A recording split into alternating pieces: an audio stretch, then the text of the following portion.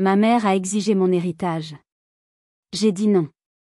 Alors, elle m'a convoqué à une réunion de famille à Lyon, où ses conseillers étaient prêts à me forcer à signer. Mais en arrivant, j'ai souri.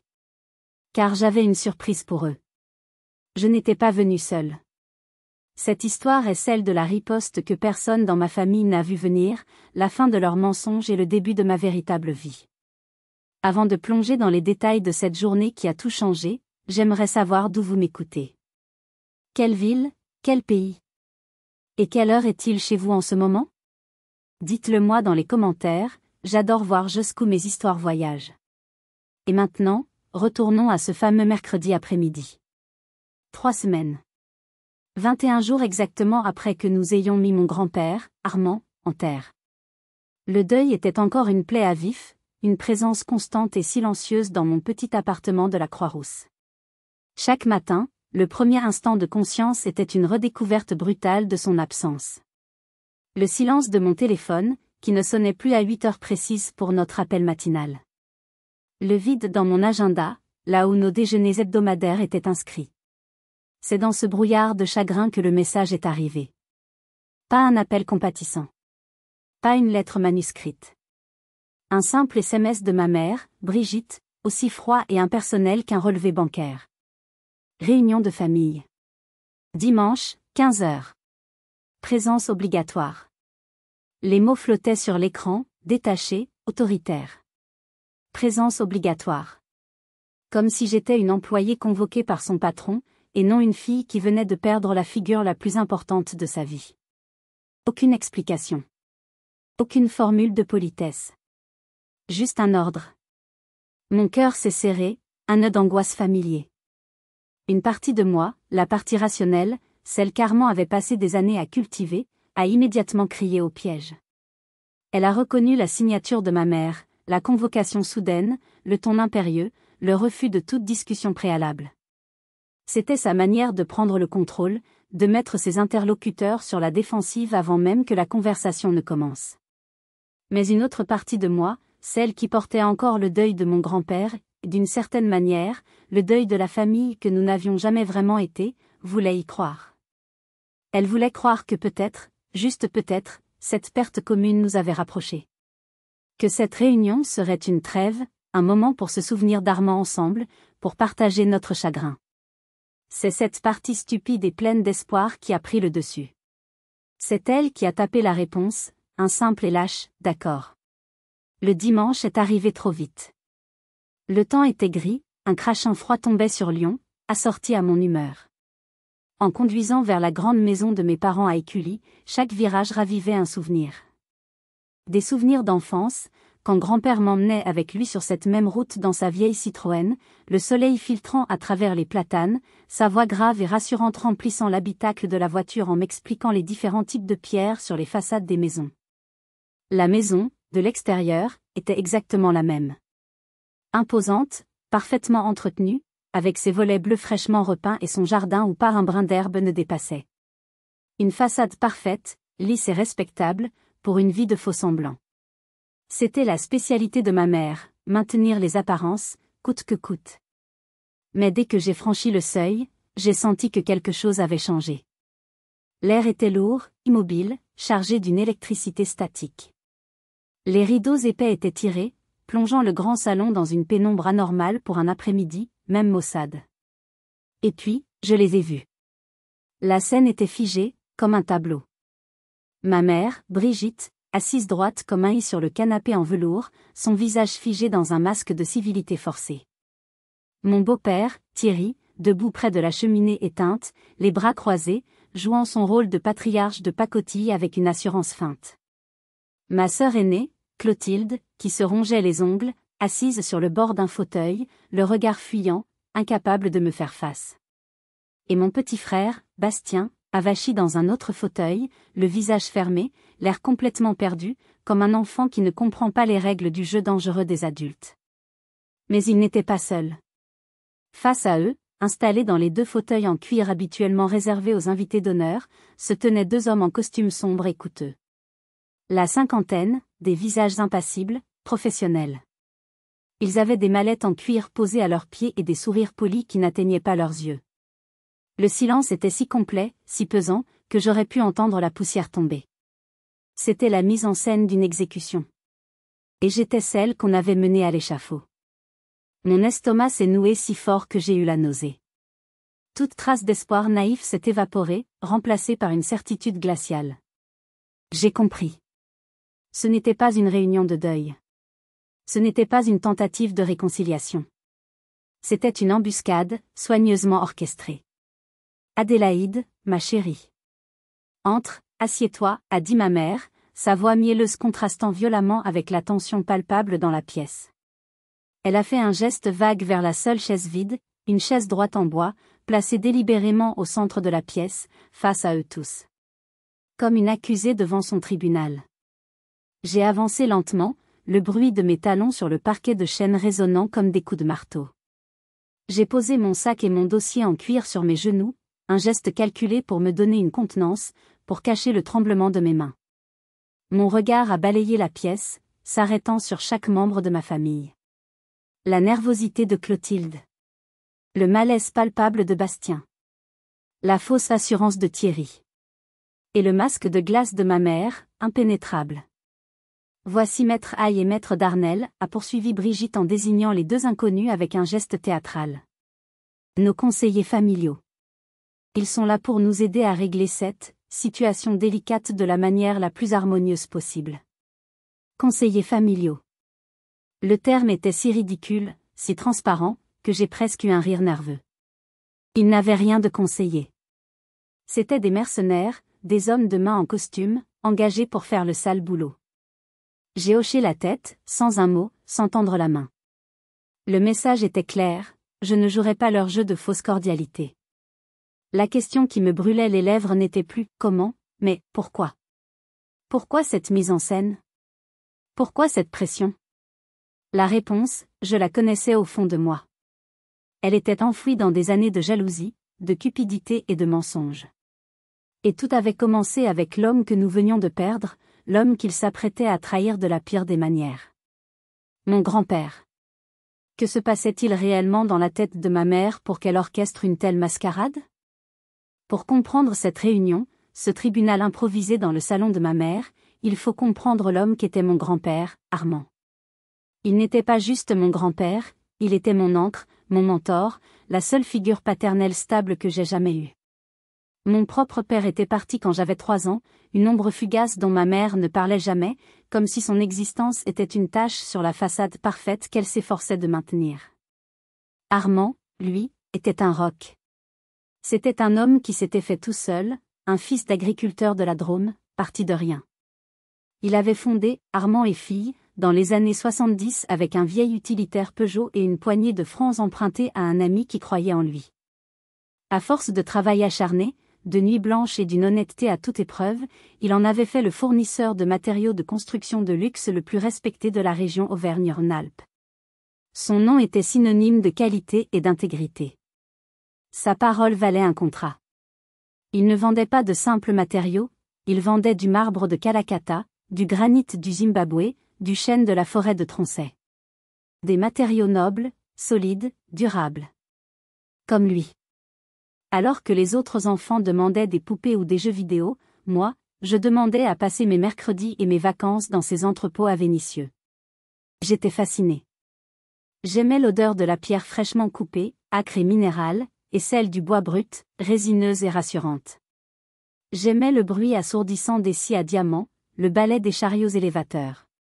C'était un monde de création, de transformation.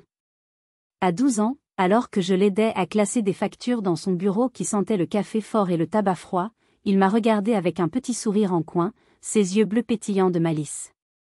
Il a tapoté un grand livre de comptes. Les chiffres ne mentent pas, ma petite Adélaïde. Jamais. Contrairement aux gens. Si tu sais les lire, ils te racontent la vérité, toute la vérité.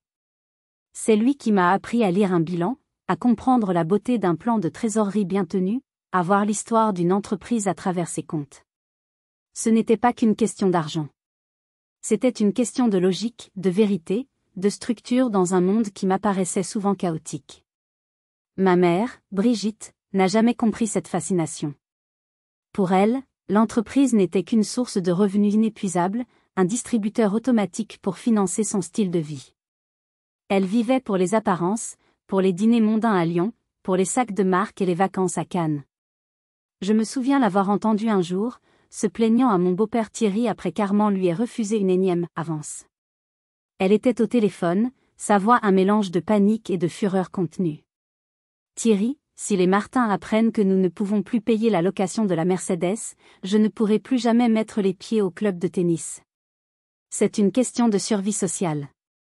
Sa survie. Voilà ce qui comptait. Pas le travail acharné de son propre père, mais l'image qu'elle projetait, une image fragile construite à crédit. Thierry, mon beau-père, était son complice silencieux. Un homme sans grande ambition, qui avait trouvé confortable de vivre dans l'ombre de ma mère et au crochet de mon grand-père. Il approuvait toutes ses dépenses d'un hochement de tête, trop lâche pour la contredire, trop heureux de profiter lui aussi des fruits d'un travail qui n'était pas le sien. Et puis il y avait mes frères et sœurs. Clotilde, l'aînée de 2 ans, avait toujours été jalouse. Notre rivalité était un fossé que les années n'avaient fait que creuser. Je me souviens d'un dîner de famille, j'avais peut-être 15 ans. J'expliquais avec passion à Armand une idée que j'avais eue pour optimiser les livraisons. Il m'écoutait, l'air fier. Puis Clotilde, qui venait d'avoir son bac avec mention, a essayé de parler de ses projets d'études en histoire de l'art. Armand, distrait, lui a simplement dit « C'est bien, ma grande, l'art c'est joli ». Le mépris involontaire dans sa voix avait été comme un coup de poignard pour ma sœur. Ce jour-là, j'ai vu dans son regard que je n'étais plus seulement sa petite sœur, mais son ennemie. Elle voyait mon intérêt pour l'entreprise non pas comme une passion, mais comme une stratégie pour devenir la favorite.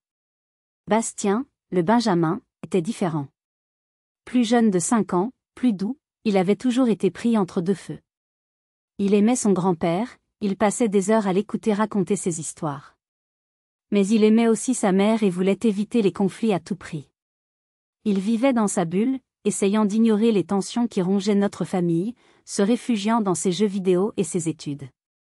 Au fil des ans, alors que je faisais mes études de commerce et que je m'investissais de plus en plus dans l'entreprise, commençant par des stages d'été pour finir par devenir le bras droit non officiel d'Armand, le fossé s'est creusé.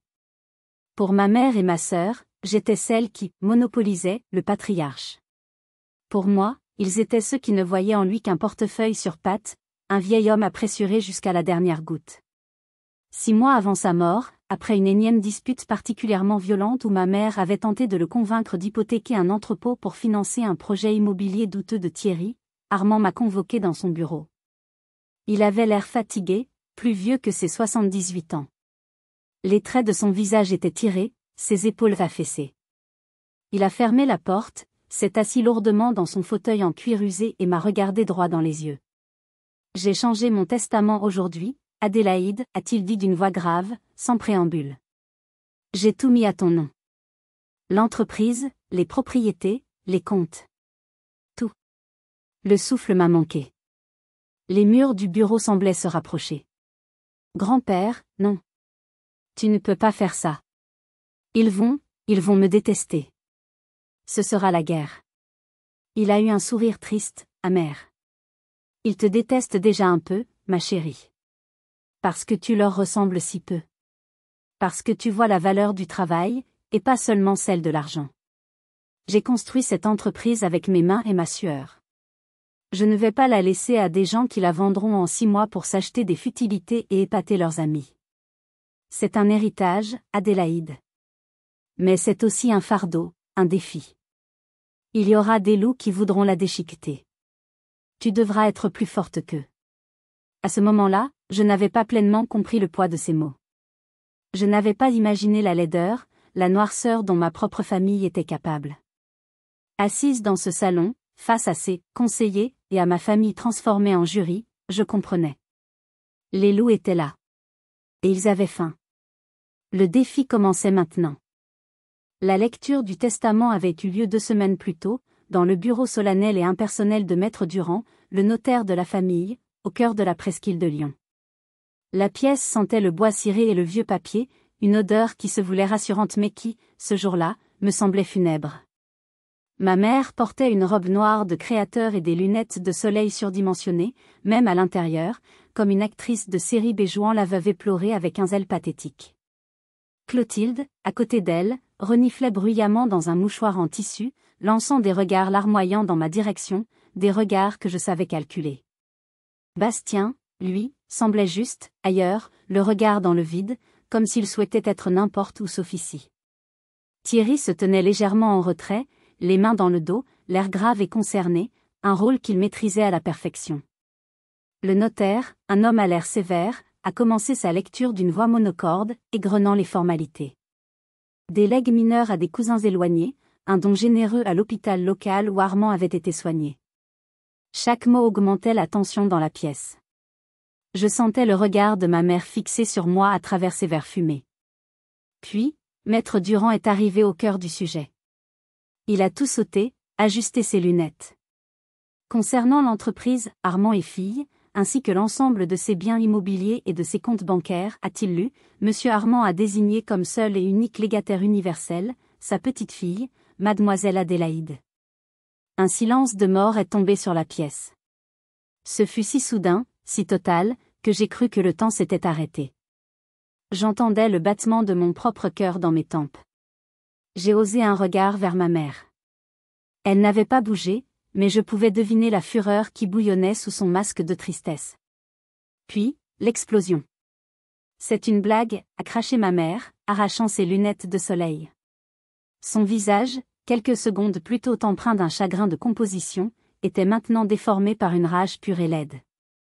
C'est absolument impossible. Mon père était sénile. Il ne savait plus ce qu'il faisait. Et vous, a-t-elle crié en me pointant du doigt, son corps tremblant, vous l'avez manipulé. Vous avez profité de sa faiblesse. Madame, a répondu calmement le notaire, visiblement habitué à de telles scènes, je dois vous rappeler que j'ai personnellement recueilli les dernières volontés de votre père il y a 6 mois. Je peux vous assurer qu'il avait toute sa tête et était d'une clarté absolue dans ses intentions. 2 médecins ont d'ailleurs attesté de ses capacités, comme la loi le requiert dans certaines situations. C'est injuste, a sangloté Clotilde, passant sans transition de la tristesse feinte à la colère hystérique. Grand-père nous aimait tous. Il n'aurait jamais fait ça. Il n'aurait jamais favorisé l'une de nous au détriment des autres. Bastien, lui, n'a pas dit un mot. Il est devenu livide, fixant la table comme si elle contenait les réponses à un mystère insondable. Il semblait pris au dépourvu, non pas par le contenu du testament lui-même, mais par la violence inouïe de la réaction de sa mère et de sa sœur. Il me regardait, puis les regardait, l'air complètement perdu. La séance s'est terminée dans le chaos. Ma mère a menacé de contester le testament, de prouver l'abus de faiblesse, de traîner tout le monde au tribunal. Le notaire est resté imperturbable, me tendant les documents avec une expression qui semblait dire « bon courage ». Je suis sortie du bureau comme dans un brouillard, les oreilles bourdonnantes. J'ai descendu les escaliers, cherchant désespérément l'air frais. Mais je les ai entendus arriver derrière moi dans le parking souterrain.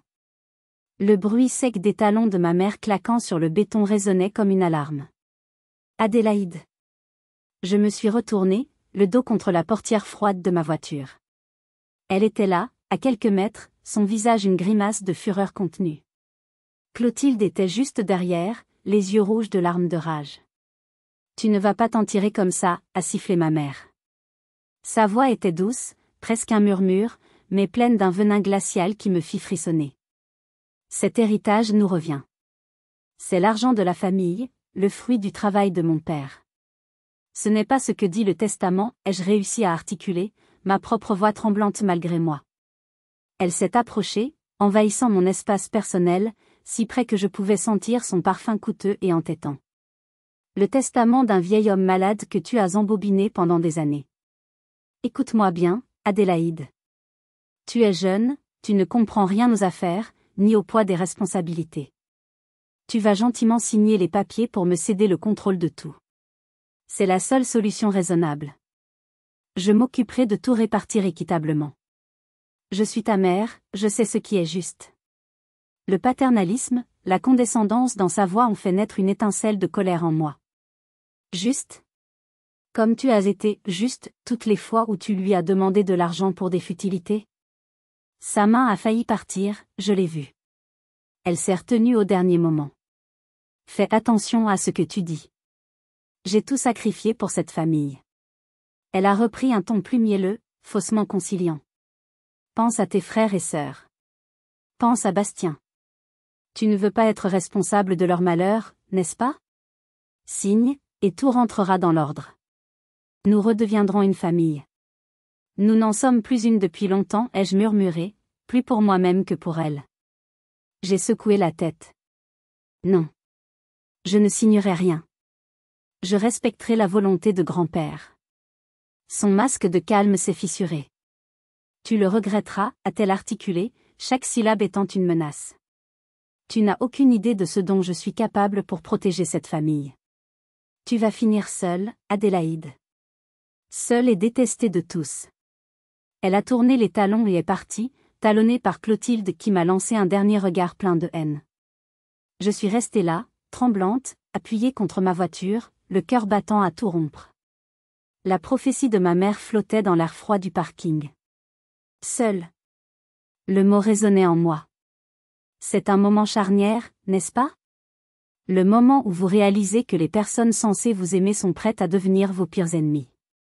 Si vous étiez à ma place, à ce moment précis dans le parking, qu'auriez-vous fait? Auriez-vous cédé pour avoir la paix, ou vous seriez-vous préparé pour la guerre? Laissez-moi un commentaire, votre opinion m'intéresse vraiment. La prophétie de ma mère n'a pas tardé à se réaliser. La guerre n'a pas été déclarée par des canons, mais par des SMS, des appels et des manipulations psychologiques. La toile de l'araignée a commencé à se tisser autour de moi, lentement, méthodiquement. Le premier fil a été un message de Clotilde, tard dans la nuit, vibrant sur ma table de chevet et me faisant sursauter. J'espère que tu es fier de toi. Tu es en train de détruire notre famille pour de l'argent. Papa Armand aurait honte. Lire le nom de mon grand-père utilisé contre moi par ma propre sœur a été comme une torsion au cœur. C'était si ironique que c'en était presque drôle. Puis ce fut le tour de ma mère, avec une approche différente, plus insidieuse. Un long message vocal, sa voix pleine d'une fausse sollicitude. Ma chérie, je suis inquiète pour toi. Le poids de ces responsabilités est trop lourd pour tes jeunes épaules. Tu ne manges plus, tu ne dors plus, je le sais. Laisse-moi t'aider. Laisse-moi prendre ce fardeau. C'est mon rôle de mère. C'était le venin enrobé de miel, une tentative de me faire passer pour faible, instable, incapable. La toile s'est étendue. Des tantes et des oncles que je n'avais pas vus depuis des années ont commencé à m'appeler, leur voix empreinte d'une gravité de circonstance. Ils me parlaient de l'importance des liens du sang, de la décence, du chagrin de ta pauvre mère. Leurs discours étaient si similaires que je savais qu'ils avaient été briefés. Ma mère menait une véritable campagne de diffamation. J'étais devenue la méchante de l'histoire, la petite fille avide et manipulatrice qui avait volé l'héritage de sa famille éplorée. Le coup le plus dur est venu de Bastien. Un soir, il a appelé, sa voix hésitante, presque méconnaissable. Adélaïde? Maman dit que tu vas nous mettre à la rue. Elle dit que tu veux vendre la maison pour te venger. Bastien, ce n'est pas vrai, ai-je dit, le cœur serré, sentant les larmes me monter aux yeux. Je n'ai jamais dit ça, je ne le ferai jamais. C'est elle qui te raconte des histoires pour te monter contre moi. Il y a eu un long silence. Puis il a murmuré, je ne sais plus qui croire, avant de raccrocher. Il l'avait atteint. Il l'utilisait comme une arme, exploitant sa loyauté et sa peur du conflit. Je me sentais incroyablement seule, assiégée. Mon appartement, habituellement mon refuge, était devenu une prison où chaque sonnerie de téléphone était une agression. Je ne dormais plus, je perdais du poids, exactement comme ma mère l'avait prédit, sauf que c'était elle la cause de mon état. C'est Léandre, mon compagnon, qui m'a secouée. Un soir, en me voyant fixer le vide, une tasse de thé froid à la main, les larmes coulant en silence sur mes joues, il s'est agenouillé devant moi et a pris mon visage entre ses mains. Ça suffit, a-t-il dit fermement, son regard plein d'une colère protectrice. Tu ne peux pas les laisser te détruire. Tu n'es pas seul. Mais tu ne peux pas te battre contre eux sur leur terrain, celui de la manipulation émotionnelle. Tu as besoin d'une professionnelle. D'une guerrière. Le lendemain, il m'a donné le numéro de maître Isabelle Valois, une avocate spécialisée en droit des successions, réputée à Lyon pour être aussi brillante que tenace. On l'appelle le pitbull en tailleur, m'a dit Léandre avec un demi-sourire. C'est exactement ce qu'il te faut. Le bureau de maître Valois, près de la place Bellecour, n'avait rien d'intimidant. Il était lumineux, moderne, avec des plantes vertes et des œuvres d'art contemporain. L'avocate elle-même était une femme d'une 50aine d'années, élégante, avec des cheveux poivre et cils coupés courts et un regard perçant qui semblait lire directement en vous. Je lui ai tout raconté, ma voix se brisant parfois. L'histoire avec mon grand-père, le testament, la réaction de ma famille, les messages, l'appel de Bastien. Je lui ai parlé de ma peur, de ma solitude, du sentiment d'être prise au piège. Elle a écouté attentivement, sans m'interrompre, en prenant des notes sur un carnet. Son silence n'était pas vide, il était plein de concentration. Quand j'ai eu fini, elle est restée silencieuse un instant, ses doigts effilant son stylo. Puis elle a dit, d'une voix calme mais chargée de force, « Mademoiselle, ce que votre famille vous fait subir a un nom. C'est du harcèlement moral. Une campagne de déstabilisation coordonnée. Leur but est de vous pousser à bout pour que vous cédiez. De vous isoler pour mieux vous achever. » À ce moment précis, une alerte a vibré sur mon téléphone. Une alerte de l'application de ma banque professionnelle. Alerte de fraude suspecte, tentative de virement. Mon sang s'est glacé. J'ai ouvert l'application, les mains si tremblantes que j'ai failli laisser tomber le téléphone. Une tentative de virement de 50 000 € depuis le compte de Armand et Filles vers un compte au nom de Monsieur Thierry a été bloqué. J'ai tendu le téléphone à maître Valois, incapable de prononcer un mot. L'horreur m'a submergé. Ce n'était plus seulement du harcèlement. C'était une tentative de vol. Une infraction pénale. Ils avaient franchi une ligne que je n'aurais jamais cru qu'ils oseraient franchir. Maître Valois a regardé l'écran, son expression s'est durcie. Un éclair froid a traversé ses yeux. Bien, a-t-elle dit, sa voix basse et dangereuse. Ils viennent de commettre une erreur. Une très grosse erreur. Elle a relevé les yeux vers moi. Je comprends votre détresse, Adélaïde. Mais votre peur doit maintenant se transformer en force. À partir de maintenant, vous ne leur parlez plus. Vous ne répondez plus. Vous archivez tout. Chaque message, chaque appel manqué, chaque tentative de contact. Vous allez construire un dossier. Ils agissent avec émotion et cupidité. Nous agirons avec méthode et preuve. Nous allons les laisser s'enfoncer dans leur propre toile. En quittant son bureau, je me sentais différente. La peur était toujours là, nichée au creux de mon estomac, mais elle était maintenant accompagnée d'une froide détermination. La flamme qu'Armand avait allumée en moi n'était plus vacillante. Elle commençait à brûler avec intensité. Le soir même, en rentrant chez moi, j'ai trouvé une enveloppe blanche glissée sous ma porte. Pas de nom, pas de timbre. Mon cœur a recommencé à battre la chamade. Je l'ai ouverte avec précaution. À l'intérieur, il n'y avait pas de lettre. Juste une photo. Une vieille photo de moi, enfant, riant aux éclats sur les genoux de mon grand-père. La photo avait été déchirée en deux, puis grossièrement recollée avec du ruban adhésif. C'était un message clair. Un avertissement. Une attaque psychologique. Ils ne se contentaient plus des mots. Ils attaquaient les souvenirs, ils essayaient de briser ce que j'avais de plus précieux. La partie était devenue bien plus personnelle, bien plus sale que je ne l'avais imaginé. Et je savais que l'invitation à la réunion de famille ne tarderait pas à arriver. C'était leur prochaine étape, leur assaut final. L'invitation est arrivée 3 jours plus tard, sous la forme du SMS glacial que j'ai mentionné. Réunion de famille. Dimanche, 15 h. Présence obligatoire. Mon estomac s'est contracté, mais cette fois, ce n'était pas seulement de la peur. C'était aussi une sorte de soulagement tordu. L'attente était terminée. L'affrontement était imminent. J'ai immédiatement appelé maître Valois. C'est l'embuscade, m'a-t-elle dit, sa voix calme et professionnelle.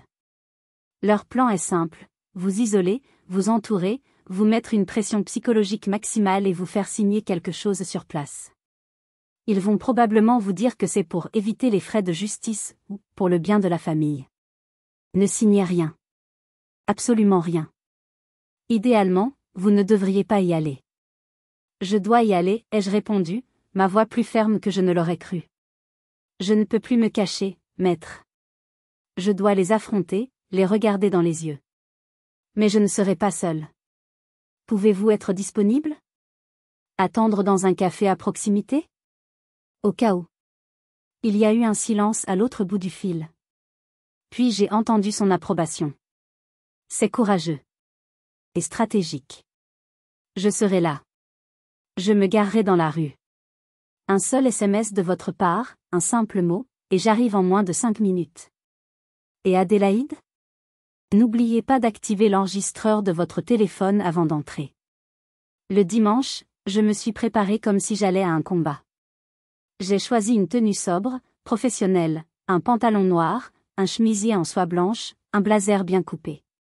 Des vêtements qui étaient une armure. J'ai rassemblé tous les documents, toutes les preuves que j'avais accumulées, dans un dossier en cuir noir. Chaque page était une munition. Les captures d'écran des messages de harcèlement, le journal des appels, la copie de l'alerte de fraude bancaire, les photos Instagram de ma mère et de ma sœur, et surtout, l'attestation signée du médecin d'Armand.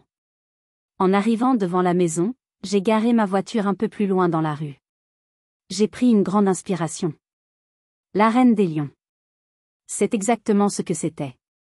J'ai activé l'enregistreur de mon téléphone, l'ai glissé dans la poche de mon blazer, et j'ai marché vers la porte d'entrée. L'atmosphère dans le salon était encore plus lourde que ce que j'avais imaginé. Le silence était une entité physique, une pression sur mes tympans. J'ai pris la chaise qu'on m'avait désignée, le siège de l'accusé, et j'ai attendu, posant mon dossier sur mes genoux, un bouclier symbolique.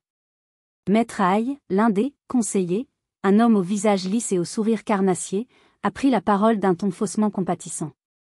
Mademoiselle Adélaïde, nous sommes ici pour trouver une solution amiable. Votre famille est très affectée par cette situation. Personne ne souhaite un long conflit juridique qui ternirait la mémoire de votre grand-père, un homme si respectable. Le simple fait qu'il ose prononcer le nom de mon grand-père m'a donné la nausée. Je suis restée silencieuse, le regard fixe, laissant son discours mielleux se perdre dans le vide. Voyant que son laïus sur l'harmonie familiale ne fonctionnait pas, son collègue, maître Darnel, plus direct, est passé à l'offensive. Il a sorti une liasse de papier de sa mallette et l'a fait glisser sur la table basse vers moi. C'était un geste agressif, calculé. Ceci est un accord de redistribution volontaire, a-t-il expliqué, sa voix plate et sans émotion. Il vous alloue un pourcentage très généreux de 20% de la succession totale. Le reste est réintégré dans le patrimoine familial pour être distribué comme il a toujours été entendu. Entendu par qui, ai-je demandé, ma voix sonnant plus assurée que je ne le pensais. C'est là que ma mère est intervenue, jouant son rôle de mère blessée à la perfection. Par ton grand-père, Adélaïde. Il n'était plus lui-même à la fin. Il t'a fait confiance, il t'aimait, mais il ne voulait pas ça. Il aurait voulu que nous restions unis. L'attaque était directe. Vil. Ils osaient utiliser sa maladie, son amour pour moi, comme des armes. Puis, Maître Haye a sorti son « arme secrète ». Il a posé un autre document sur la pile, le manipulant avec une gravité théâtrale. Nous comprenons que vous puissiez douter de l'état d'esprit de votre grand-père, a-t-il dit avec un air grave. C'est pourquoi nous avons également ici une note du médecin traitant de Monsieur Armand, datant de quelques mois, qui atteste d'un état de confusion et d'une dégradation cognitive notable, le rendant influençable. Le choc. Un coup de poing en pleine poitrine. Même en sachant que c'était un faux, ou du moins une interprétation mensongère et déformée, voir ce papier, cette trahison ultime de la mémoire d'Armand, a failli me faire perdre pied. L'audace, la cruauté de produire un tel document. En un instant, le peu de sentiment filial qui pouvait encore subsister en moi s'est évaporé, remplacé par une colère froide, pure, cristalline. Dans ma tête, tout est devenu clair. La peur avait disparu. La tristesse avait disparu. Il ne restait que le combat. J'ai vu le regard triomphant de ma mère, le sourire en coin de Thierry. Il pensait m'avoir acculé. Il pensait que j'allais m'effondrer, pleurer, signer n'importe quoi pour que ça s'arrête. Il ne pouvait pas se tromper davantage. J'ai regardé le document médical, puis j'ai relevé lentement la tête pour croiser le regard de Maître Aïe. Il y avait une lueur de suffisance dans ses yeux. Il pensait avoir gagné. Maître Aïe, ai-je commencé d'une voix posée, chaque mot détaché, précis. Vous seriez surpris de voir à quel point la mémoire de mon grand-père était précise. Presque aussi précise que ses relevés de compte et les traces qu'il a laissées. Le silence est retombé, mais cette fois, il était différent. Il n'était plus pesant. Il était électrique. Ils ont senti le changement, le frisson dans l'air. Le gibier ne fuyait plus. Le gibier s'était retourné, et il montrait les dents. Maître Darnel, un peu déstabilisé mais tentant de garder le contrôle, a insisté, « Mademoiselle, pour le bien de tous, signez simplement ces papiers. Il n'est pas nécessaire de rendre les choses plus laides qu'elles ne le sont déjà. » J'ai posé mon dossier en cuir sur la table basse avec un bruit sec qui a fait sursauter Clotilde. Plus laide, ai-je répété, un sourire glacial étirant mes lèvres. Vous n'avez encore rien vu. C'était le début de la fin pour eux. Et ils ne le savaient pas encore. La partie d'échecs était terminée. Il était temps de renverser l'échiquier. Le moment était venu. L'adrénaline affluait dans mes veines, non pas comme une panique, mais comme un courant d'énergie froide et concentrée. J'ai ouvert mon dossier, lentement, savourant le suspense qui s'installait dans la pièce. Les regards de ma famille et de leurs sbires étaient fixés sur mes mains, comme s'ils s'attendaient à ce que j'en sorte un drapeau blanc. Avant de discuter de votre accord, ai-je commencé, ma voix tranchante comme une lame dans le silence du salon, j'aimerais clarifier quelques points. Commençons par cette prétendue note médicale. Je me suis tournée vers Maître Aïe, le fixant droit dans les yeux. C'est une pièce fascinante. D'autant plus fascinante que mon avocate, Maître Valois, s'est entretenue longuement avec le docteur Martin la semaine dernière. Et il lui a signé une attestation en bonne et due forme, que voici, j'ai sorti le premier document de mon dossier et l'ai posé sur la table, le faisant glisser vers eux, confirmant que mon grand-père jouissait de toutes ses facultés mentales jusqu'à son dernier jour, et qu'il était même particulièrement lucide concernant ses affaires familiales. J'ai marqué une pause. Produire un faux en écriture et tenter d'influencer un témoin sont des délits pénaux, saviez-vous? Les deux conseillers ont blêmi. Leur sourire professionnel avait disparu, remplacé par une expression de pure panique. Ma mère m'a foudroyé du regard, mais je l'ai ignoré. Maintenant, parlons d'argent, ai-je continué, mon ton devenant plus dur, plus accusateur. J'ai sorti une deuxième feuille, une copie d'un relevé du compte personnel d'Armand. Maman. Tu te souviens, en avril dernier? Tu as demandé 30 000 € à grand-père. Tu lui as dit en larmes au téléphone, il a tout noté, tu sais, il était très méticuleux que c'était pour payer les frais de scolarité de Bastien, qui était en retard et qu'il risquait l'expulsion. Bastien a relevé la tête, le visage décomposé. Mes frais de scolarité? Mais, ils étaient payés. L'université m'avait même accordé un délai. Exactement, ai-je dit en le regardant avec une infinie tristesse pour lui, avant de me retourner vers ma mère, mon regard dur comme de l'acier. Mais c'est étrange, parce que la semaine suivante, j'ai posé une impression couleur sur la table, une capture d'écran de son profil Instagram, tu as posté cette photo. De toi et Thierry sur le pont d'un yacht, lors d'une croisière de luxe à Cannes. La légende disait, petite pause bien méritée. #La vie est belle. Le visage de ma mère est passé du blanc au rouge cramoisi. Thierry a fait un pas en avant, comme pour protester, mais je l'ai arrêté d'un regard. Je n'avais pas fini. Le spectacle ne faisait que commencer. Et toi, Clotilde, ai-je dit en me tournant vers ma sœur. Elle a sursauté comme si je l'avais brûlée. En juillet. Tu te souviens? Maman a dit à grand-père, avec beaucoup de détails dramatiques, que tu avais besoin de 20 000 € pour une opération dentaire d'urgence après une mauvaise chute. J'ai sorti une autre impression. C'est drôle, car ce week-end-là, tu as posté une photo de toi et tes amis dans un spa de luxe à Biarritz. Les peignoirs brodés à vos initiales étaient une gentille attention. Tes dents semblaient en parfait état sur la photo, d'ailleurs. Clotilde a éclaté en sanglots, mais ce n'était pas des larmes de remords. C'étaient des larmes de rage et d'humiliation d'avoir été démasquée si publiquement. Puis, mon regard s'est posé sur mon beau-père, qui tentait de se faire tout petit près de la cheminée. Thierry. Parlons de mardi dernier. J'ai sorti l'alerte de fraude de la banque et je l'ai posée bien en évidence sur le dessus de la pile. Une tentative de virement de 50 000 €. Depuis les comptes de l'entreprise dont je suis désormais la seule signataire. C'est une grosse somme pour une simple erreur, n'est-ce pas? La banque a, bien sûr, immédiatement porté plainte contre X pour tentative de fraude. L'enquête de police ne devrait pas tarder à identifier l'adresse IP depuis laquelle la tentative a été faite. Thierry a reculé comme si je l'avais frappé. Il a ouvert la bouche, mais aucun son n'en est sorti. C'est à ce moment-là que j'ai senti la colère monter en moi, une vague brûlante, menaçant de tout emporter. Quand ma mère a sifflé entre ses dents, espèce de petite garce ingrate, j'ai failli perdre mon sang-froid. J'ai eu envie de tout jeter à leur visage, de crier ma haine et mon dégoût pour leur bassesse. Mais j'ai vu le portrait d'Armand, posé sur la cheminée. Son regard semblait me dire « Calme, Adélaïde.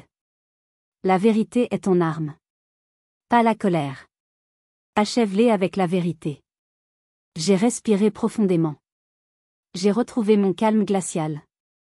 Maintenant, messieurs, ai-je dit aux deux conseillers, qui semblaient vouloir se fondre dans le papier peint. Étant donné que vos clients ont passé les dernières années à escroquer un vieil homme, ont menti, manipulé, et ont récemment tenté un détournement de fonds, pensez-vous toujours que votre accord est pertinent? Ou fait-il plutôt partie de ce que la justice appelle une extorsion en bande organisée? Le mot « justice » a eu l'effet d'un coup de pistolet. Ils se sont levés d'un même mouvement, visiblement paniqués. Je crois que notre intervention s'arrête ici, a balbutié Metraille, en rangeant ses affaires à la hâte, sans même oser regarder ma mère. Nous n'étions pas au courant de ces éléments. Nous pensions qu'il s'agissait d'un simple différend familial.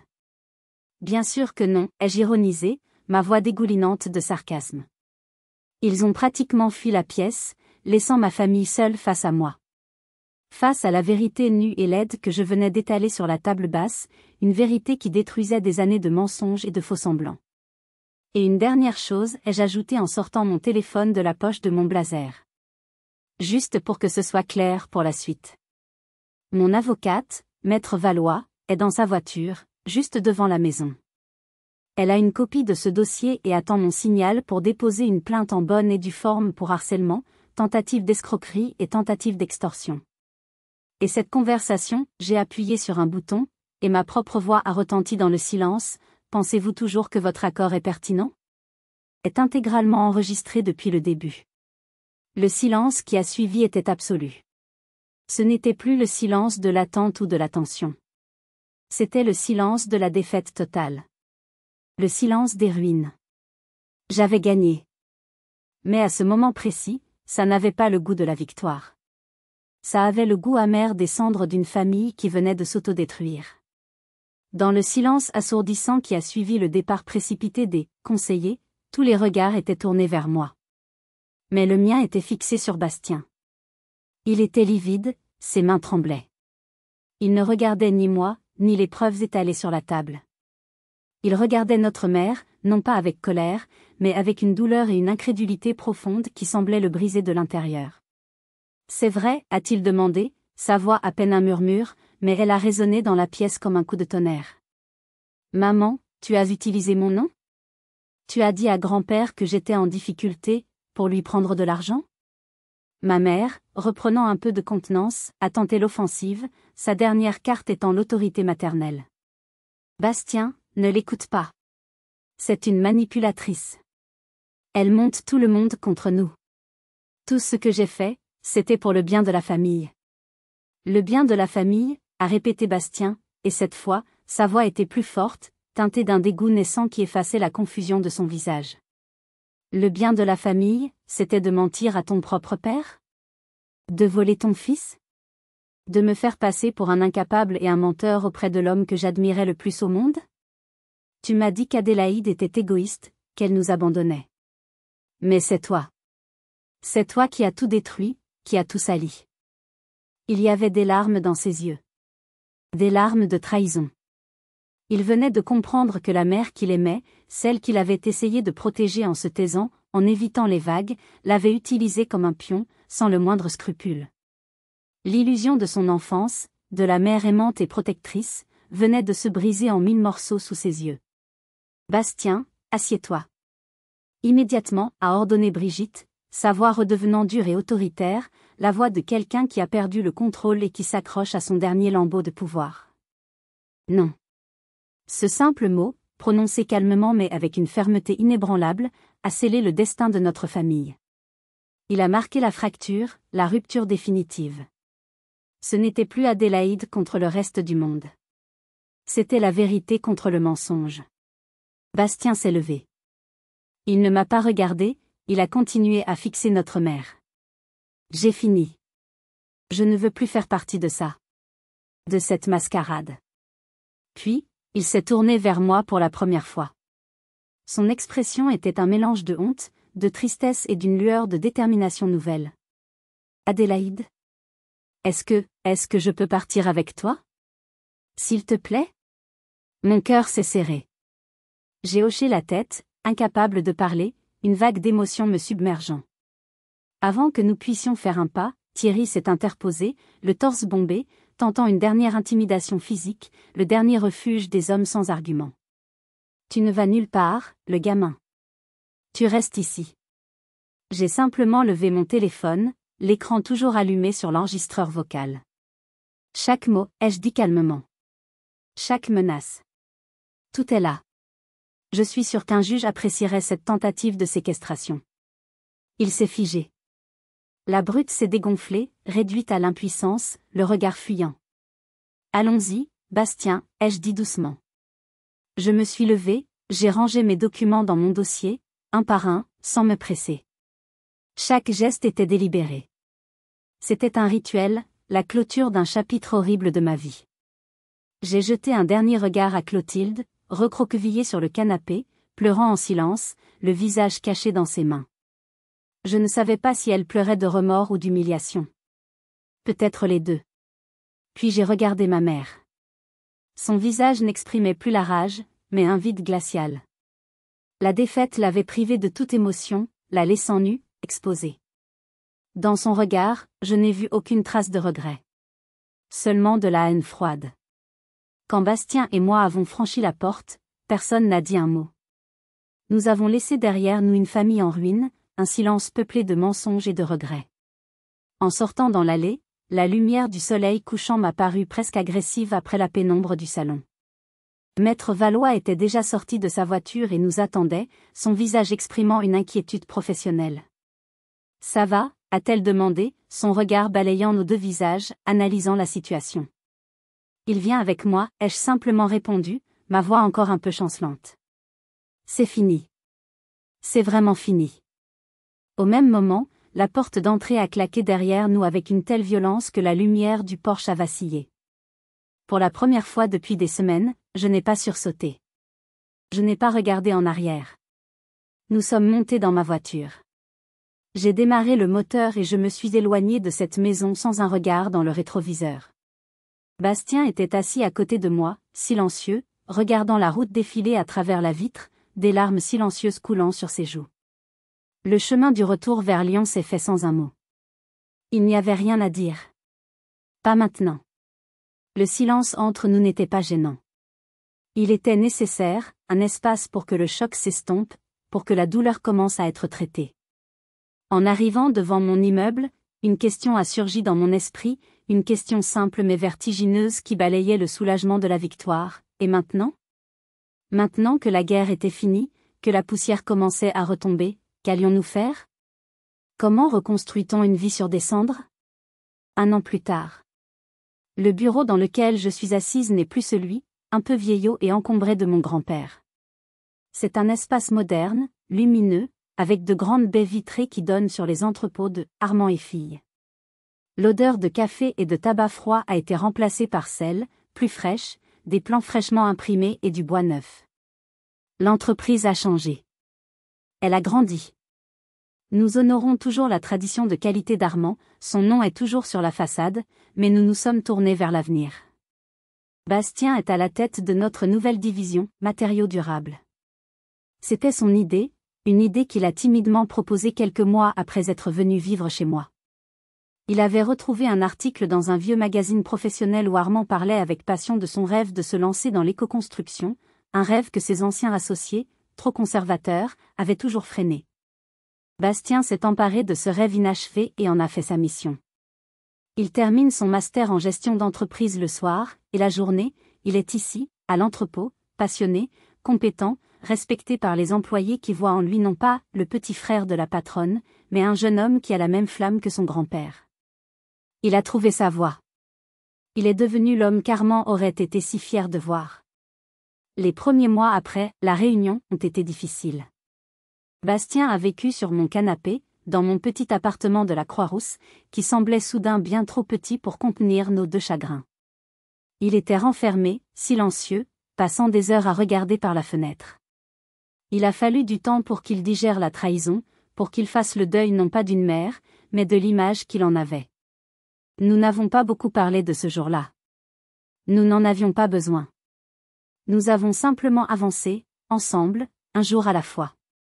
J'ai utilisé une partie des fonds de la succession pour créer un trust à son nom, pour financer la fin de ses études et lui assurer un capital de départ dans la vie, sans condition, sans contrôle. Un cadeau de son grand-père, délivré par moi. C'était la première décision que j'ai prise en tant que nouvelle dirigeante, et c'était la bonne. Quant au reste de la famille, Brigitte et Thierry ont vendu la maison d'Écully quelques mois après. Les rumeurs, colportées par de lointains cousins, disent qu'ils étaient criblés de dettes et que la menace d'une plainte pour la tentative de fraude les a fait paniquer. Ils ont déménagé quelque part dans le sud, et je n'ai plus de nouvelles. Parfois, la nuit, je ressens une pointe de tristesse, pas pour eux, mais pour la mère que j'aurais aimé avoir, pour la famille que nous aurions pu être. Mais ce sentiment s'estompe vite, remplacé par la gratitude pour la paix que j'ai trouvée. Clotilde m'a envoyé une lettre, il y a 6 mois. Une simple feuille de papier, sans fioriture, avec 2 mots écrits dessus, dans son écriture ronde et enfantine, « Je suis désolée ». J'ai lu la lettre et je l'ai rangée dans un tiroir. Je ne sais pas si je pourrai pardonner un jour la cruauté de ses mensonges, mais la haine a laissé place à une sorte de pitié lasse. Peut-être qu'un jour, la porte ne sera plus complètement fermée. Pour l'instant, la cicatrice est encore trop sensible. Peu après avoir pris les rênes de l'entreprise, je suis retournée seule dans la maison d'Armand, celle où il avait vécu toute sa vie, à Caluire et Cuire. La maison me revenait, mais elle était trop chargée de souvenirs, à la fois heureux et douloureux. En rangeant son bureau, j'ai remarqué quelque chose d'inhabituel derrière son tableau préféré, une marine de la côte bretonne. Une légère fissure dans le mur. En y regardant de plus près, j'ai découvert le contour d'un petit coffre-fort encastré. J'ai essayé plusieurs combinaisons, sa date de naissance, celle de sa femme, la date de création de l'entreprise. Rien. Puis, une idée m'est venue, une intuition. J'ai tapé ma propre date de naissance. 1-2-0-8-9-5, le coffre s'est ouvert avec un léger déclic. À l'intérieur, il n'y avait pas d'argent, pas de bijoux, pas de titre de propriété. Juste un vieux carnet en cuir usé par le temps. Son journal personnel. Je me suis assise dans son fauteuil, qui gardait encore une trace de son odeur, et j'ai lu pendant des heures. Il y avait des notes sur l'entreprise, des pensées sur la vie, et des passages sur sa famille. J'y ai lu sa déception, sa peine face à la cupidité de sa propre fille, sa douleur de voir ses petits-enfants monter les uns contre les autres. Et puis, j'ai lu les passages sur moi. La dernière entrée, écrite quelques jours seulement avant sa mort, d'une écriture un peu tremblante mais toujours appliquée, disait : « Ils ne comprendront jamais mon choix. Ils diront que j'étais fou, ou qu'elle m'a influencé. La vérité, c'est qu'Adélaïde est la seule à avoir compris. Ce que j'ai bâti n'est pas fait de pierre et de bois, mais de principes. L'honnêteté, le travail, le respect de la parole donnée. Elle porte ses principes en elle. Les gens ne l'aimeront pas toujours pour faire ce qui est juste. Ses choix la rendront parfois seule. Mais le soir, elle pourra s'endormir en paix. Et ça, c'est la seule richesse qui compte vraiment. » J'ai fermé le carnet, les larmes coulant sur mes joues. Des larmes non pas de tristesse, mais de compréhension et de gratitude. Il avait tout vu, tout compris. Et il m'avait laissé le plus beau des cadeaux, sa confiance. Il avait raison. Je dors très bien la nuit. L'héritage qu'il m'a laissé n'était pas une entreprise. C'était la force de choisir une nuit de sommeil paisible plutôt qu'une richesse toxique. C'était la clarté de fixer des limites et la résilience de les défendre, même contre son propre sang. Ce sont des cadeaux qui ne peuvent être ni volés, ni dépensés. Et en fin de compte, je n'ai pas seulement porté son héritage. J'ai construit le mien, à côté du sien. Et vous? Avez-vous déjà dû faire un choix difficile, un choix qui vous a peut-être isolé, mais qui était nécessaire pour votre paix intérieure? Partagez votre histoire dans les commentaires. Si cette histoire vous a touché, n'hésitez pas à laisser un like et à vous abonner pour ne pas manquer les prochaines. Merci de m'avoir écouté.